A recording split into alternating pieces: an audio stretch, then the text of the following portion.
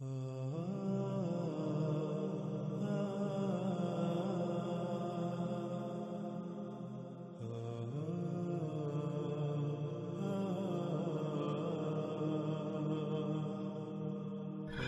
اب ہم بات کریں گے یاجوج اور ماجوج پر۔ یاجوج اور ماجوج اور ان کے خروج سے متعلق آج تک نہ صرف ہزاروں کی تعداد میں کتابیں لکھی جا چکی بلکہ ہزاروں لاکھوں کی تعداد میں اس موضوع پر خطابات کیے گئے، لیکن اس سب کے باوجود آج تک یہ سوال کا سوال ہی رہا کہ یاجوج اور ماجوج کیا ہیں۔ اتنا کچھ لکھے اور بولے جانے کے باوجود بھی آج تک اکثریت اس موضوع پر ایک دوسرے سے اختلاف ہی کر رہی ہے۔ یوں یہ موضوع مزید پیچیدگیوں اور الجھنوں کا شکار ہو گیا۔ ناظرین، سب سے پہلے یاجوج اور ماجوج کے بارے میں پائے جانے والے عقائد و نظریات کو آپ کے سامنے رکھتے ہیں، اس کے بعد اس کے برعکس حق ہر لحاظ سے کھول کھول کر آپ پر واضح کرتے ہیں۔ خود کو قرآن کے ترجمان کہلوانے والوں کی اکثریت کا نہ صرف یہ کہنا ہے بلکہ ماننا ہے کہ نوح علیہ السلام کے 3 بیٹوں سام، حام اور یافت میں سے یافت کے 2 بیٹوں کے نام یاجوج اور ماجوج تھے۔ ان دونوں کی نسلوں سے وجود میں آنے والے 2 قبائل کے نام یاجوج اور ماجوج تھے۔ انہی دونوں قبائل جو کہ یاجوج اور ماجوج ہیں، ان کا اللہ سبحانہ تعالیٰ نے قرآن میں ذکر کیا، اور پھر مزید کہا جاتا ہے کہ ذوالقرنین علیہ السلام نے انہیں ایک دیوار کے پیچھے بند کر دیا تھا، جو قیامت کے قریب آزاد ہوں گے۔ جب آزاد ہوں گے تو ہر بلندی سے اتریں گے، ہر شے کھا پی جائیں گے، سب چشموں کا پانی اس طرح پی جائیں گے کہ پانی کا نام و نشان تک مٹ جائے گا۔ وہ اہل زمین کا قتل عام کریں گے، اس کے بعد وہ کہیں گے کہ ہم نے اہل زمین کو تو قتل کر دیا، اب آسمان والوں کو قتل کرتے ہیں۔ یوں وہ اپنے تیر آسمان کی طرف پھینکیں گے اور اللہ اوپر آسمانوں سے ان کے تیر خون آلود کر کے واپس زمین کی طرف بھیجے گا، جس سے وہ سمجھیں گے کہ ہم آسمان والوں پر بھی غالب آ گئے، ہم نے آسمان والوں کو بھی قتل کر دیا۔ پھر آخر میں عیسیٰ علیہ السلام کی دعا سے ایک کیڑے یا آگ سے ان کو ہلاک کر دیا جائے گا۔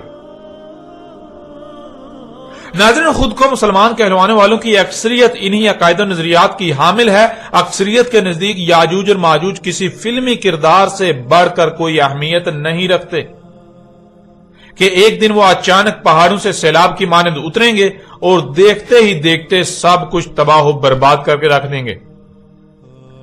لیکن سوال یہ پیدا ہوتا ہے کہ کیا حق یہی ہے؟ کیا حقیقت یہی ہے یا پھر حقیقت جس کے بالکل برعکس کچھ اور ہے؟ اور آج تک حقیقت کے برعکس یاجوج اور ماجوج کو دیو مالائی کہانی بنا کر اس کی خوب تشہیر کی گئی جو زبان زد عام ہو گئی، حالانکہ اس کا حقیقت کے ساتھ کوئی تعلق نہیں۔ ناظرین، حقیقت کیا ہے؟ حقیقت کو جاننے کے لیے سب سے پہلے یہ جاننا لازم ہے کہ یاجوج اور ماجوج کے حوالے سے پایا جانے والا یہ عقیدہ آیا کہاں سے؟ کیا یہ عقیدہ قرآن سے اخذ کیا گیا یا پھر غیر قرآن سے؟ حقیقت کیا ہے، حق کیا ہے، اسے جاننے کے لیے سب سے پہلے یہ جاننا لازم ہے کہ یاجوج اور ماجوج کے حوالے سے پایا جانے والا یہ عقیدہ آیا کہاں سے؟ کیا یہ عقیدہ قرآن سے اخذ کیا گیا یا پھر غیر قرآن سے اخذ کیا گیا؟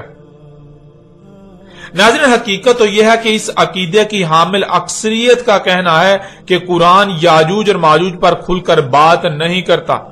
پورے قرآن میں صرف 2 مقامات پر یاجوج اور ماجوج کا ذکر آیا ہے، اور دونوں مقامات پر ہی یہ واضح نہیں کیا گیا کہ یاجوج اور ماجوج کیا ہیں، اور ان سے متعلق باقی کسی بھی سوال کا جواب ان دونوں مقامات پر نہیں ملتا۔ یعنی ان کا کہنا یہ ہے کہ پورے کا پورا قرآن یاجوج اور ماجوج کے بارے میں رہنمائی کرنے سے قاصر ہے۔ اس لیے یاجوج اور ماجوج سے متعلق سوالات کے جوابات کے لیے ہم نے احادیث سے رجوع کیا، اور احادیث نے ہمیں یاجوج اور ماجوج سے متعلق ہمارے ہر سوال کا جواب دیا۔ یوں احادیث سے یاجوج اور ماجوج کے بارے میں پایا جانے والا عقیدہ اخذ کیا گیا۔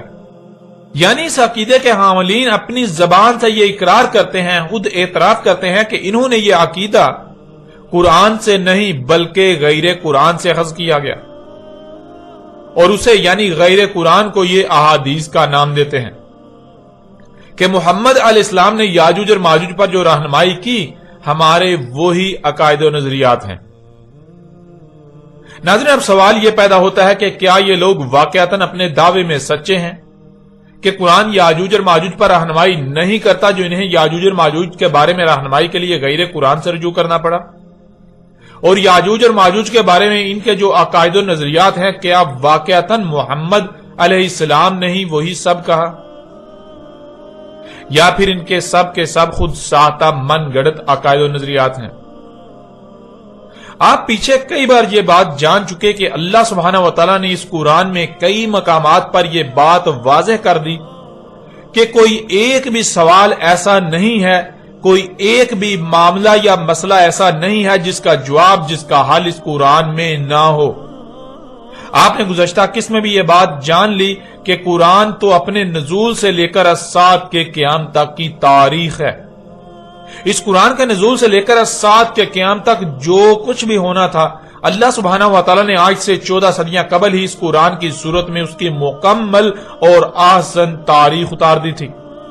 اب اگر اس کے باوجود کوئی یہ کہتا ہے کہ اس قرآن میں اہم ترین موضوع یاجوج اور ماجوج پر رہنمائی نہیں کی گئی، تو اس کا مطلب یہ ہے کہ وہ نہ صرف اس قرآن کے احسن اور حدیثی ہونے کا کفر کر رہا ہے، بلکہ اس کا عملاً یہ دعویٰ ہے کہ وہ سچا ہے اور اس کے برعکس اللہ جھوٹا ہے۔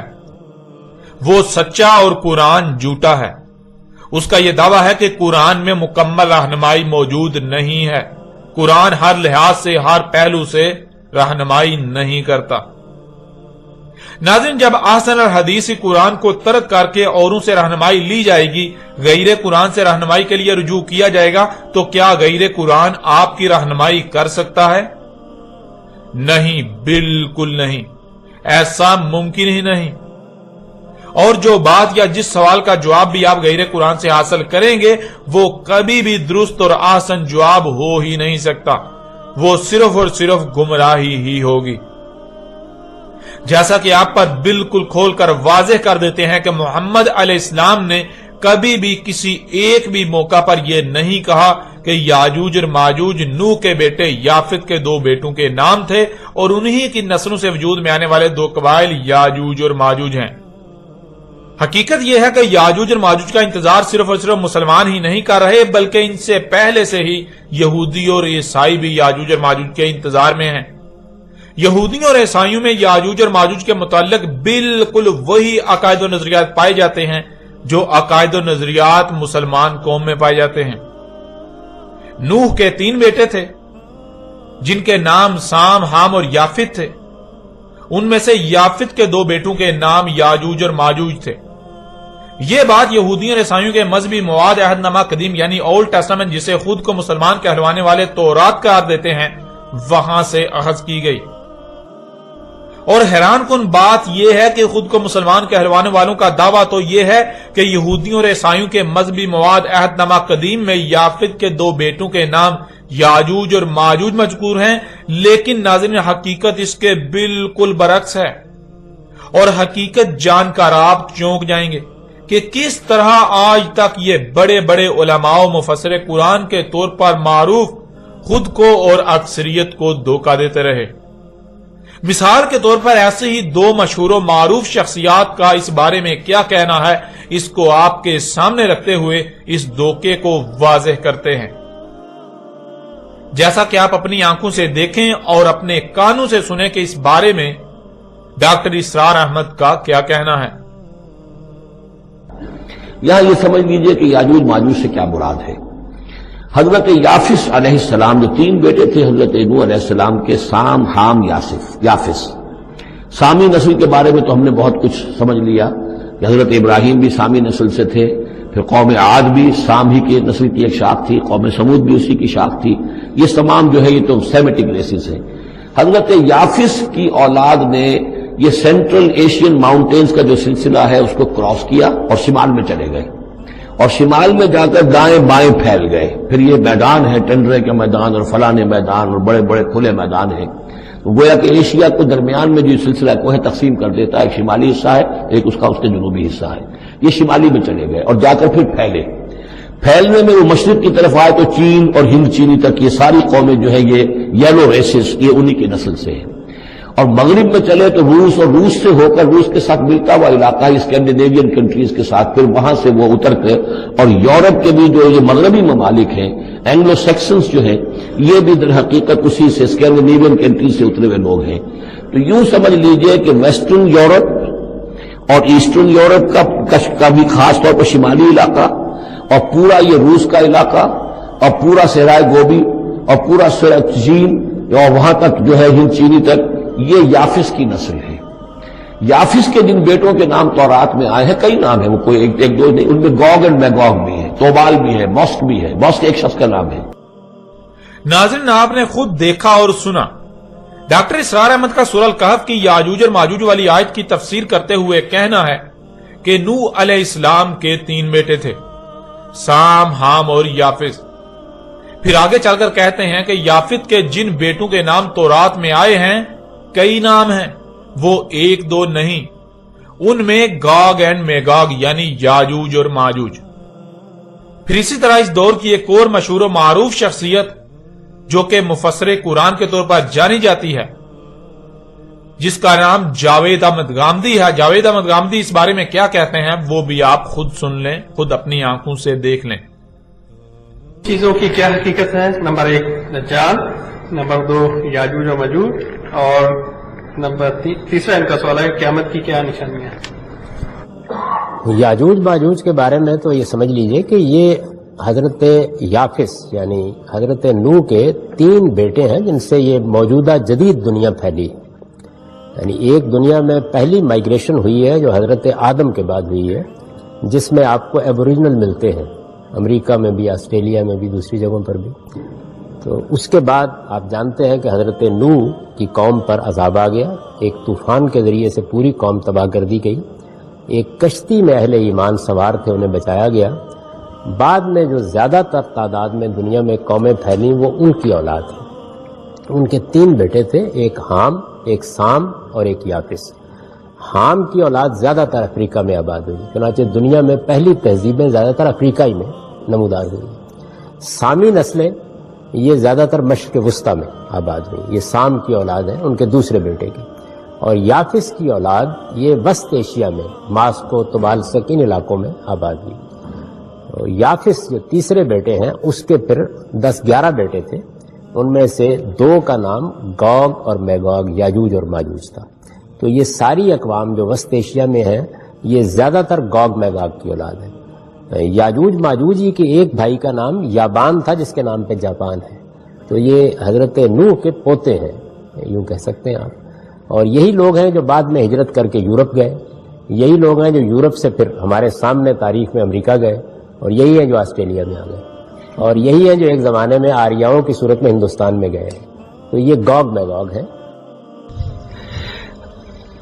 یاجوج ماجوج کے بارے میں قرآن شریف میں ذکر ہے اور آپ نے اس کو موجودہ حالات میں ریلیٹ کیا ہے، مجھے کائنڈلی آپ دہرا سکتے ہیں اس بات کو؟ دیکھیے، دنیا کی تاریخ کا مطالعہ کرنے سے معلوم ہوتا ہے کہ سیدنا نوح علیہ السلام کے جو 3 بیٹے ہیں انہی سے دنیا کی مختلف نسلیں پھیلی ہیں، اور ان تینوں کے نام تھے سام، حام اور یافت۔ یہ سامی نسلیں جو ہیں، سیمیٹک ریسز، یہ سب سام کی اولاد ہیں۔ افریقہ وغیرہ میں جو زیادہ تر لوگ آباد ہیں یہ حامی ہیں، بعض دوسرے علاقوں میں بھی آباد ہوئے ہیں۔ اور تیسرے بیٹے یافس کی اولاد وسط ایشیا میں آباد ہوئی، اور یہ یافس ہے جس کے بیٹوں میں یاجوج ایک بیٹے کا نام ہے، ماجوج دوسرے بیٹے کا نام ہے، یابان تیسرے بیٹے کا نام ہے، طبالسک چوتھے بیٹے کا نام ہے۔ یہ روس کے جو مختلف شہر ہیں یہ انہی کے ناموں پر ہیں، جاپان بھی یابان کے نام پر ہے۔ تو یہ اصل میں یافت کی اولاد ہے۔ یاجوج و ماجوج کی نسل وسط ایشیا میں پھیلی، پھر وسط ایشیا سے ہندوستان کی طرف آریہ آپ کو معلوم ہے کہ ہجرت کر کے آئے، پھر یہی نسلیں ہیں جو یورپ میں آباد ہوئیں، اور یہی پھر نسلیں ہیں جو پھر امریکہ میں اور آسٹریلیا میں، یہ تو معلوم تاریخ میں جا کے آباد ہوئی ہیں۔ تو یہ اصل میں یافت کی اولاد ہے ساری، یاجوج ماجوج جو ہے۔ آپ نے دیکھا اور سنا، جاوید احمد غامدی صاحب کا بھی وہی کہنا ہے کہ نوح علیہ السلام کے 3 بیٹے تھے، سام، حام اور یافس۔ پھر کہا کہ یافس کے 10-11 بیٹے تھے، جن میں سے 2 کے نام یاجوج اور ماجوج تھے۔ ناظرین، سب سے پہلے تو آپ یہ بات جان لیجئے کہ نوح علیہ السلام اور ان کے بعد کی تاریخ بالخصوص نوح اور اس کے بیٹوں اور نوح کے بیٹوں کی نسلوں کی تاریخ کا دنیا میں ایک ہی ماخذ ہے، اور وہ ہے بائبل۔ بائبل بہت سی کتابوں کا مجموعہ ہے جو مختلف انبیاء سے منسوب کی جاتی ہیں۔ بائبل 2 حصوں میں تقسیم ہے۔ پہلا حصہ جسے پرانا عہد نامہ یعنی اولڈ ٹیسٹامنٹ کہا جاتا ہے، اور دوسرا حصہ نیا عہد نامہ یعنی نیو ٹیسٹامنٹ کہلاتا ہے۔ पुराने अहदनामे की पहली 5 किताबों को यहूदी और ईसाई तौरात करार देते हैं और नए अहदनामे को चूंकि यहूदी तस्लीम नहीं करते इसलिए ईसाई उसे अंजील करार देते हैं। यूं खुद को मुसलमान कहलवाने वाले यहूदियों की इत्तबा में बाइबल के पुराने अहदनामे की पहली 5 किताबों को तौरात करार देते और नए अहदनामे को ईसाइयों की इत्तबा में अंजील करार देते हैं। हालांकि हकीकत तो यह है कि ना तो बाइबल के पहले मजमूए की पहली 5 किताबें तौरात हैं और ना ही बाइबल का नया अहदनामा अंजील है। बहरहाल ये बात जान लीजिए कि नूह, उसके बेटों और नूह के बेटों की नस्लों की तारीख का अव्वल माखज़ सिर्फ और सिर्फ बाइबल है, बाइबल का अहदनामा कदीम। उसके अलावा आपको जहां भी इस बारे में तारीख मिलेगी वो बाइबल अहदनामा कदीम यानी ओल्ड टेस्टामेंट से ही कॉपी की गई होगी। डॉक्टर इसरार अहमद का दावा है कि नूह के बेटे याफिस के कई बेटे थे, उनमें से 2 के नाम याजूज और माजूज थे और जावेद अहमद गामदी साहब ने भी वही बात की, लेकिन जावेद अहमद गामदी साहब ने कहा कि याफिस के 10-11 बेटे थे, उनमें से 2 याजूज और माजूज थे। यानी डॉक्टर इसरार अहमद का दावा है कि याफित के कई बेटे थे जिनमें से 2 बेटों के नाम याजूज और माजूज थे, यानी 2 बेटे याजूज और माजूज थे। और जावेद अहमद गामदी का दावा है कि याफित के 10-11 बेटे थे, उन 10-11 में से 2 बेटों के नाम याजूज और माजूज थे। लेकिन नाज़रीन, हैरान कुन और दहला कर रख देने वाली बात तो यह है कि जहां से ये अपनी बात अखज करने के दावेदार हैं, यानी अहदनामा कदीम जिसे मुसलमान तौरात करार देते हैं, उसमें ना तो याफित के बेटों के बारे में यह लिखा है कि याफित के कई बेटे थे और ना ही यह लिखा है कि याफित के 10-11 बेटे थे। और फिर इससे भी बढ़कर चौंका देने वाली बात तो यह है कि यह भी नहीं लिखा हुआ कि याफित के 2 बेटों के नाम याजूज और माजूज थे, यानी याफित के 2 बेटे याजूज और माजूज थे। हकीकत क्या है? अहदनामा कदीम जिसे मुसलमान यहूदियों और ईसाइयों की इत्तबा में तौरात करार देने पर बाजिद हैं, उसमें जो लिखा है वो आपके सामने रखते हैं ताकि आप अपनी आंखों से देखकर यह फैसला कर सकें कि जिनको बड़े बड़े उलमा और कुरान के तर्जमान के तौर पर जाना और पहचाना जाता है, जो दुनिया में अल्लाह के नुमाइंदे बने फिरते हैं, उनकी हकीकत क्या है। जब बड़ों की हकीकत यह है तो फिर छोटे मुल्लाओं जो कि इन्हीं की इत्तबा करते हैं उनका क्या हाल होगा, उनकी हकीकत क्या होगी। इस वक्त आपको स्क्रीन पर बाइबल अहदनामा कदीम की पहली किताब पैदाश के चैप्टर 9 के पैरा नंबर 18 और 19 नजर आ रहे हैं, जिनमें लिखा है, नूह के बेटे जो किश्ती से बाहर आए थे साम, हाम और याफित थे। नूह के यही 3 बेटे थे और इनकी नस्ल सारी जमीन पर फैल गई। फिर आगे चैप्टर 10 के पैरा नंबर 2 में लिखा है, याफित के ये बेटे हैं जुमर, माजूज, मादी, याबान, तोबल, मस्क और तेरास। नाज़रीन, इसी बाइबल का ही हवाला देते हुए डॉक्टर इसरार अहमद का कहना था कि याफित के कई बेटे थे और उनमें से 2 के नाम याजूज और माजूज थे। और जावेद अहमद गामदी का भी इसी बाइबल का हवाला देते हुए कहना था कि याफित के 10-11 बेटे थे जिनमें से 2 के नाम याजूज और माजूज थे। लेकिन आपने देख लिया और जान लिया कि हकीकत दोनों के ही बिल्कुल बरअक्स है। ना तो याफित के कई बेटे थे जो कि गिनती में नहीं आ रहे थे, और ना ही बकौल जावेद अहमद गामदी 10-11 बेटे, बल्कि बाइबल में तो वाज़ेह अल्फाज में याफित के 7 बेटों का जिक्र किया गया है और उन 7 के नाम भी दर्ज हैं। और फिर डॉक्टर इसरार और जावेद अहमद गामदी के बकौल उनमें से 2 के नाम याजूज और माजूज थे। यह बात भी 100% गलत है। 2 नहीं बल्कि 1 ही बेटे का नाम माजूज था। अब नाज़रीन, आप खुद फैसला करें कि जिनको आज तक आप इतने बड़े बड़े उलमा और मुफस्सिर कुरान के नाम पर जानते और पहचानते रहे, उनकी हकीकत क्या है। जब इतने बड़े बड़े उलमा और मुफस्सिर कुरान के दावेदारों का यह हाल है, जो बात वो कर रहे हैं वो बिल्कुल बेबुनियाद और गलत है, उसके बावजूद वो डंके की चोट पर अपनी बेबुनियाद और बातिल बात को बगैर किसी खौफ के पेश कर रहे हैं, तो उनकी इत्तबा करने वालों की हालत क्या होगी, यह जानना कोई मुश्किल नहीं। और यह बात भी जान लें कि यह सिर्फ डॉक्टर इसरार और जावेद अहमद गामदी की बात नहीं हो रही, بلکہ 100% ملاؤں کی بات ہو رہی ہے۔ ان دو کو تو بطور مثال آپ کے سامنے رکھا گیا، کیونکہ ڈاکٹر اسرار اور جاوید گامدی نے کوئی نئی بات پیش نہیں کی، بلکہ انہوں نے بھی اسی کو نقل کیا جو نسل در نسل چلا رہا ہے۔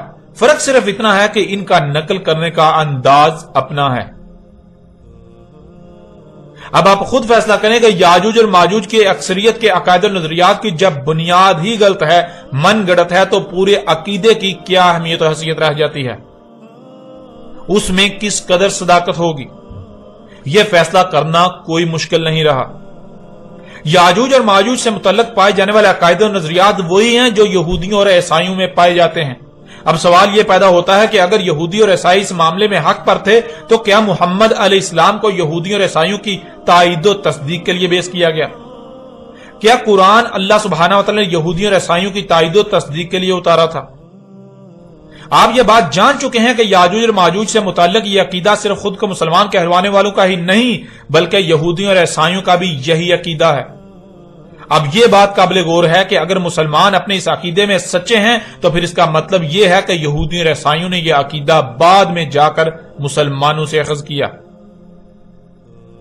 لیکن حقیقت اس کے بالکل برعکس ہے۔ حقیقت ہر کوئی جانتا ہے کہ حقیقت یہ نہیں ہے، بلکہ یہودی و عیسائی تو خود کو مسلمان کہلوانوں سے نہ صرف پہلے موجود تھے بلکہ ان میں اس وقت یہ عقیدہ پایا جاتا تھا، اور اگر آج مسلمانوں میں یہ عقیدہ پایا جاتا ہے تو مسلمانوں میں یہ عقیدہ یہودیوں اور عیسائیوں سے ہی منتقل ہوا، نہ کہ یہودیوں اور عیسائیوں میں مسلمانوں سے منتقل ہوا۔ جب حقیقت یہ ہے کہ یہ عقیدہ یہودیوں اور عیسائیوں کا عقیدہ ہے اور بعد میں مسلمانوں میں منتقل ہوا، تو سوال یہ پیدا ہوتا ہے کہ کیا قرآن کو یہودیوں اور عیسائیوں کے عقائد و نظریات کی تائید و تصدیق کے لیے اتارا گیا؟ کیا محمد رسول اللہ علیہ السلام کی بعثت کا مقصد یہودیوں اور عیسائیوں کے عقائد و نظریات کی تائید و تصدیق کرنا تھی؟ کیونکہ ناظرین، اللہ سبحانہ وتعالی نے قرآن میں کئی مقامات پر اپنا یہ قانون واضح کر دیا کہ اللہ رسول کو صرف اور صرف اسی وقت بیعث کرتا ہے جب دنیا 100% گمراہی میں ہوتی ہے، جب انسان 100% ہی گمراہیوں میں ہوتے ہیں، نور کی ایک کرن بھی نہیں ہوتی۔ جیسا کہ اس وقت آپ کو سکرین پر سورہ آل عمران کی آیت نمبر 164 نظر آ رہی ہے، جس میں اللہ سبحانہ تعالیٰ کا کہنا ہے لَقَدْ مَنَّ اللَّهُ عَلَى الْمُؤْمِنِينَ إِذَا بَعَثَ فِيهِمْ رُسُولًا مِنْ أَنفُسِهِمْ يَتْلُو عَلَيْهِمْ آيَاتِهِ وَيُزَكِّيهِمْ وَيُعَلِّمُهُمُ الْكِتَابَ وَالْحِكْمَةَ وَإِنْ كَانُوا مِنْ قَبْلُ لَفِي ضَلَالٍ مُبِينٍ۔ تحقیق یعنی یہ بات طے شدہ ہے، تم اپنے گھوڑے دوڑا لو، تم اپنی تحقیق کر لو، غور و فکر کر لو، یہی بات تمہارے سامنے آئے گی جو بات کہی جا رہی ہے۔ جو اللہ ہے مومنین پر تب بیعث کرتا ہے رسول ان میں انہی میں سے جو تلاوہ کر رہا ہے ان پر اس کی آیات کی، اور تزکیہ کر رہا ہے اور ان کو سکھا رہا ہے الکتاب اور الحکمہ، اور اگر تھے اس سے پہلے دلال مبین میں، یعنی ہر لحاظ سے 100% گمراہیوں میں تھے۔ ناظرین، اس آیت میں اللہ سبحانہ تعالیٰ کا کہنا ہے کہ مومنین پر جو اللہ کی ذمہ داری ہے، جو اللہ پر فرض ہے، وہ یہ ہے کہ جب دنیا 100% گمراہیوں میں ہو، نور کی ایک کرن بھی نہ ہو، تمام کے تمام انسان 100% ہر لحاظ سے کھلم کھلا گمراہیوں میں ہوں، تب اللہ ان میں انہی سے رسول بیعث کرتا ہے جو آ کر ان پر اللہ کی آیات کی تلاوہ کرتا ہے، یعنی وہ انتہائی ترتیب کے ساتھ حق کھول کھول کر واضح کرتا ہے، اللہ کی آیات کو حکمہ کے ساتھ کھول کھول کر واضح کرتا ہے، جس سے ان کا تزکیہ ہوتا ہے۔ ان میں جو ملاوٹیں ہوتی ہیں انہیں ہر لحاظ سے پاک صاف کر کے خالص اللہ کا غلام بناتا ہے اور الکتاب سکھاتا ہے، یعنی زمینوں آسمانوں کا علم سکھاتا ہے اور اس علم کا صحیح استعمال بھی سکھاتا ہے۔ اس آیت میں اللہ سبحانہ وتعالی نے دو ٹوک الفاظ میں اپنا قانون واضح کر دیا کہ اللہ صرف اور صرف اسی وقت رسول بیعث کرتا ہے جب انسان 100% کھلم کھلا ہر لحاظ سے گمراہیوں میں ہوتے ہیں، نور کی ایک کرن بھی نہیں ہوتی۔ حالانکہ اس کے باوجود ہر کوئی خود کو اہل حق اور ہدایت یافتہ ہی سمجھ رہا ہوتا ہے، لیکن حقیقت یہ ہوتی ہے کہ کسی ایک کو بھی حق کا علم نہیں ہوتا، سب کے سب 100% گمراہیوں میں ہی ہوتے ہیں۔ یعنی اگر دنیا میں نور کی ایک کرن بھی ہو، رائی برابر بھی ہدایت موجود ہو، تو اللہ رسول کو بیس نہیں کرتا۔ اور یہی بات اللہ سبحانہ وتعالی نے سورہ الجمعہ کی آیت نمبر 2 میں بھی کہی، جیسا کہ آیت آپ کو سکرین پر نظر آ رہی ہے۔ وَالَّذِي بَعَثَ فِي الْأُمِّيِّينَ رَسُولًا مِّنْهُمْ يَتْلُو عَلَيْهِمْ آيَاتِهِ وَيُزَكِّيهِمْ وَيُعَلِّمُهُمُ الْكِتَابَ وَالْحِكْمَةَ وَإِن كَانُوا مِن قَبْلُ لَفِي ضَلَالٍ مُّبِينٍ۔ وہی ہے ذات یعنی اللہ، امیین میں بیس کیا رسول انہی میں سے، جو تلاوت کر رہا ہے ان پر اس کی آیات کی اور ان کا تزکیہ کر رہا ہے، اور علم سکھا رہا ہے الکتاب کا اور حکمت، اگر تھے اس سے پہلے ہر لحاظ سے کھلم کھلا گمراہیوں میں۔ ناظرین، حسب سابق اللہ سبحانہ وتعالی نے آیت کے آخری حصے میں یہ بات بالکل کھول کر واضح کر دی، اگر تھے اس سے پہلے کھلم کھلا ہر لحاظ سے 100% گمراہیوں میں، یعنی اگر وہ ہر لحاظ سے کھلم کھلا گمراہیوں میں نہ ہوتے تو اللہ رسول بیس نہ کرتا، جس سے یہ بات بالکل کھل کر واضح ہو جاتی ہے کہ جب اللہ سبحانہ وتعالی نے اپنے رسول محمد کو بیس کیا تھا تب پوری دنیا ہر لحاظ سے کھلم کھلا گمراہیوں میں تھی، ان کے عقائد و نظریات جاہلانہ اور بے بنیاد اور محض ظن پر مبنی تھے، نہ کہ علم پر مبنی۔ اور قرآن میں جس موضوع کو بھی زیر بحث لایا گیا تو اس موضوع پر قرآن سے پہلے جو بھی عقائد و نظریات عام تھے وہ سوائے گمراہی کے اور کچھ نہ تھے۔ یوں قرآن نے اس حوالے سے اس کے نزول سے پہلے پائے جانے والے عقائد و نظریات کا رد کرتے ہوئے ان کے برعکس حق بیان کیا۔ اس لیے ناظرین، اب آپ پر یہ بات بالکل کھل کر واضح ہو جانی چاہیے کہ خود کو مسلمان کہلوانے والوں میں یاجوج اور ماجوج سے متعلق جو یہودیوں اور عیسائیوں والے عقائد و نظریات پائے جاتے ہیں ان کا حق کے ساتھ کوئی تعلق نہیں، وہ محض بے بنیاد قصے اور کہانیاں ہیں۔ ناظرین، آپ پر یہ بات بالکل کھل کر واضح ہو چکی کہ خود کو مسلمان کہلوانے والوں میں یاجوج اور ماجوج سے متعلق پائے جانے والے عقائد و نظریات قرآن سے اخذ کردہ نہیں بلکہ بائبل سے اخذ کردہ یہودیوں اور عیسائیوں والے ہی عقائد و نظریات ہیں۔ یاجوج اور ماجوج سے متعلق مسلمانوں میں پائے جانے والے عقائد و نظریات قرآن کے پیش کردہ نہیں بلکہ بائبل سے اخذ کیے گئے۔ اب اگر اس کے باوجود کوئی اپنے سابقہ بائبلی عقائد و نظریات پر ڈٹا رہتا ہے تو ایسا شخص اپنے عمل سے یہ دعویٰ کر رہا ہوتا ہے کہ نہ تو محمد اللہ کا رسول تھا اور نہ ہی قرآن اللہ کی طرف سے اتارا ہوا، کیونکہ اللہ سبحانہ و تعالیٰ کا کہنا ہے کہ اللہ رسول کو صرف اور صرف تب بیس کرتا ہے جب دنیا 100% ہر لحاظ سے گمراہیوں میں ہوتی ہے، نور کی ایک کرن بھی نہیں ہوتی۔ لیکن ایسے شخص کا اللہ سبحانہ تعالیٰ کے برعکس کہنا ہے کہ جب محمد کو بیس کیا گیا تب ہدایت موجود تھی، لوگ حق پر تھے، نور موجود تھا۔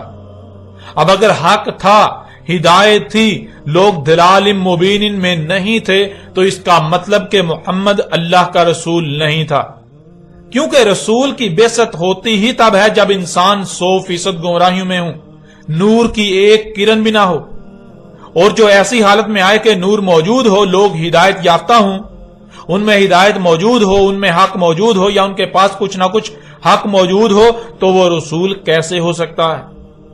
قرآن کے مطابق وہ رسول نہیں ہو سکتا۔ قرآن کا دعویٰ یہ ہے کہ ایسا شخص رسول ہو ہی نہیں سکتا، اور اگر ایسا شخص یاجوج اور ماجوج کے متعلق بائبلی عقیدے پر بھی ڈٹا رہے اور یہ بھی کہے کہ محمد اللہ کا رسول تھا تو اس کا مطلب کہ وہ اپنے عمل سے دعویٰ کر رہا ہے کہ قرآن غیر اللہ کی طرف سے ہے، کیونکہ اللہ سبحانہ وتعالی نے دو ٹوک الفاظ میں کہا کہ اگر یہ غیر اللہ کی طرف سے ہوتا تو تم اس میں اختلافاً کثیرہ پاتے، جیسا کہ آپ آیت سکرین پر دیکھ رہے ہیں۔ سورہ نساء کی آیت نمبر 82 میں اللہ سبحانہ وتعالی کا کہنا ہے افلا یتدبرون القرآن ولو کان من عند غیر اللہ لوجدوا فیہ اختلافا کثیرا، کیا پس نہیں تدبر کر رہے القرآن، یعنی جو بھی ان پر قرأ کیا جا رہا ہے، جو بھی علم ان کے اوپر بالکل واضح کیا جا رہا ہے، اور اگر تھا کسی اور سے اللہ کے علاوہ کہ تم پاتے اس میں کثیر اختلاف، یعنی ایک مقام پر کچھ کہا جا رہا ہے اور دوسرے مقام پر کچھ اور کہا جا رہا ہے۔ کہا کچھ اور جا رہا ہے اور کیا کچھ اور جا رہا ہے۔ اب اگر قرآن ایک طرف یہ کہے کہ رسول تب بیس کیا جاتا ہے جب انسان 100% گمراہی میں چلے جائیں، اور دوسری طرف اپنے دعوے کے بالکل برعکس تب رسول بیس کر دے، جب حق موجود ہو، نور موجود ہو، ہدایت موجود ہو، انسان ہدایت پر ہوں، تو ظاہر ہے قرآن میں اختلاف ثابت ہو کر غیر اللہ کی طرف سے ثابت ہو جاتا ہے۔ اگر کوئی دل سے نہ صرف محمد کو اللہ کا رسول بلکہ قرآن کو اللہ کی طرف سے اتارا ہوا تسلیم کرتا ہے تو اسے اپنے عمل سے بھی یہ ثابت کرنا ہوگا۔ اسے یاجوج اور ماجوج سے متعلق پائے جانے والے بائبلی عقیدے کا انکار کرتے ہوئے، اسے دماغ سے نکالتے ہوئے اس کے برعکس اللہ سبحانہ و تعالیٰ نے جو قرآن میں اس حوالے سے رہنمائی کی اسے تسلیم کرنا ہوگا، ورنہ وہ نہ صرف اپنے عمل سے محمد کے اللہ کا رسول ہونے کا کفر کر رہا ہے، بلکہ اس کا عملاً دعویٰ ہے کہ قرآن میں اختلافات پائے جاتے ہیں۔ یوں قرآن اللہ کی طرف سے نہیں بلکہ غیر اللہ کی طرف سے ہے۔ ویسے بھی ناظرین، اگر تو اللہ سبحانہ و تعالیٰ اس قرآن کے برعکس غیر قرآن سے رہنمائی لینے کی اجازت دے تو بلا شک و شبہ غیر قرآن سے نہ صرف ہدایت لی جا سکتی ہے بلکہ ہدایت مل بھی سکتی ہے، لیکن جب اللہ سبحانہ و تعالیٰ اس کی اجازت ہی نہیں دیتا، الٹا سختی کے ساتھ غیر قرآن کی طرف رجوع کرنے سے منع کرتا ہے، تو پھر غیر قرآن کی بات کیسے حق ہو سکتی ہے؟ غیر قرآن آپ کی رہنمائی کیسے کر سکتا ہے؟ ایسا ممکن ہی نہیں کہ غیر قرآن کی بات سچ ہو، غیر قرآن کی بات حق ہو، وہ آپ کی رہنمائی کر سکے۔ ناظرین، اب تک آپ پر یہ واضح ہو چکا کہ خود کو مسلمان کہلوانے والوں میں یاجوج اور ماجوج سے متعلق پائے جانے والے عقائد و نظریات قرآن کے برعکس بائبل سے اخذ کردہ یہودیوں اور عیسائیوں والے ہی عقائد و نظریات ہیں، اور اگر بائبل سے اخذ کردہ یہودیوں اور عیسائیوں والے عقائد و نظریات حق اور سچ ہوتے تو محمد علیہ السلام کو بیس نہ کیا جاتا، کیونکہ اللہ صرف اور صرف تب ہی رسول بیس کرتا ہے جب انسان 100% ہر لحاظ سے گمراہی میں چلے جاتے ہیں۔ اس لیے جب محمد علیہ السلام کو بیس کیا گیا تو محمد علیہ السلام کی بعثت کا مقصد یہودیوں اور عیسائیوں کے عقائد و نظریات کی تائید و تصدیق کرنا نہیں تھا، بلکہ اس کے بالکل برعکس ان کے تمام تر عقائد و نظریات کا رد کرتے ہوئے حق کو کھول کھول کر واضح کرنا تھا۔ اس لیے خود کو مسلمان کہلوانے والوں میں یاجوج اور ماجوج سے متعلق پائے جانے والے یہودیوں اور عیسائیوں والے عقائد و نظریات کا حق کے ساتھ کوئی تعلق نہیں، وہ محض بے بنیاد باطل قصے و کہانیاں ہیں جن کا حقیقت کے ساتھ کوئی تعلق نہیں، جو آج تک اس قوم میں یعنی مسلمان کہلانے والوں میں عام کر دیے گئے، ان کی خوب تشہیر کی گئی۔ نظر اب سوال یہ پیدا ہوتا ہے کہ جب یاجوج اور ماجوج سے متعلق پائے جانے والے عقائد و نظریات کا حقیقت کے ساتھ کوئی تعلق نہیں، تو پھر یاجوج اور ماجوج کے بارے میں حق کیا ہے؟ یاجوج اور ماجوج کیا ہیں اور ان کے بارے میں ان سے متعلق اٹھنے والے تمام تر سوالات کے جوابات کیا ہیں؟ ناظرین، حق جاننے کے لیے اب آتے ہیں قرآن کی طرف اور قرآن سے ہی رہنمائی لیتے ہیں کہ اللہ سبحانہ و تعالیٰ نے اس قرآن میں اس کا کیا جواب دیا۔ اللہ سبحانہ تعالیٰ سے سوال کرتے ہیں کہ یاجوج اور ماجوج کیا ہیں، ان کی پہچان کیا ہے، یاجوج اور ماجوج کے بارے میں مکمل رہنمائی کرے، اور پھر دیکھیں کہ اللہ سبحانہ و تعالیٰ اس کے جواب میں کس قدر آسان ترین الفاظ میں اور کھول کھول کر واضح رہنمائی کرتا ہے۔